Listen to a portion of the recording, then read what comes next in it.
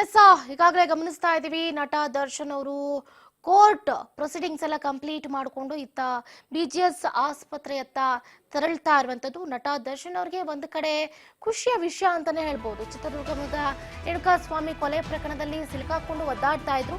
Finally ಅಂತೂ ಇಂತೂ ಇವತ್ತು ಏನು ನಟ ದರ್ಶನ್ ಅವರಿಗೆ ಎಲ್ಲಾ ಕಡೆಯಿಂದಲೂ ಕೂಡ ರಿಲೀಫ್ ಸಿಕ್ಕಿದೆ ಅಂತಾನೆ ಹೇಳ್ಬೋದು. ನಟ ದರ್ಶನ್ ಅವರು ಇನ್ನೇನು ಕೆಲವು ಕ್ಷಣಗಳಲ್ಲಿ BGS ಆಸ್ಪತ್ರೆಗೆ ಎಂಟ್ರಿಯನ್ನ ಕೊಡಲಿದ್ದಾರೆ. ಕೋರ್ಟ್ ಪ್ರೊಸೀಡಿಂಗ್ಸ್ ಎಲ್ಲ ಕಂಪ್ಲೀಟ್ ಆಯಿತು. ಈಗ ಏನು ಜಾಮೀನು ಪ್ರಕ್ರಿಯೆ ಮುಗಿಸ್ಕೊಂಡು ನಟ ದರ್ಶನ್ ಅವರು BGS ಆಸ್ಪತ್ರೆಯತ್ತ ಎಂಟ್ರಿಯನ್ನ ಕೊಡ್ತಾ ಇದ್ದಾರೆ. ಆರೋಪಿ ದರ್ಶನ್ ಅವರ ಶ್ಯೂರಿಟಿಯನ್ನ ಸ್ವೀಕಾರ ಮಾಡಿದೆ CCH ಕೋರ್ಟ್. ಯಾವುದೇ ರೀತಿಯಾದಂತಹ ತಕರಾರಾಗಿಲ್ಲ, ಎಲ್ಲವೂ ಕೂಡ ಸೂಕ್ತವಾಗಿ ಕಂಪ್ಲೀಟ್ ಆಗಿದೆ. ನ್ಯಾಯಾಧೀಶರಿಗೆ ಕೈ ಮುಗಿದು ಹೊರಟೋಗ್ಬಿಟ್ಟಿದ್ದಾರೆ ನಟ ದರ್ಶನ್. ಸಾಕಪ್ಪ ಸಾಕು, ಈ ಜೈಲ್ ಸವಾಸ ಬೇಡ, ಈ ಕೋರ್ಟ್ ಸವಾಸ ಬೇಡ, ಇನ್ನು ಮುಂದೆ ನಿಮ್ ಕಡೆ ಮಕಾನೆ ಹಾಕಲ್ಲ ಅಂತ ನಟ ದರ್ಶನ್ ಅವರು ನ್ಯಾಯಾಧೀಶರಿಗೆ ಕೈ ಮುಗಿದು ಹೊರಟಿರುವಂತದ್ದು.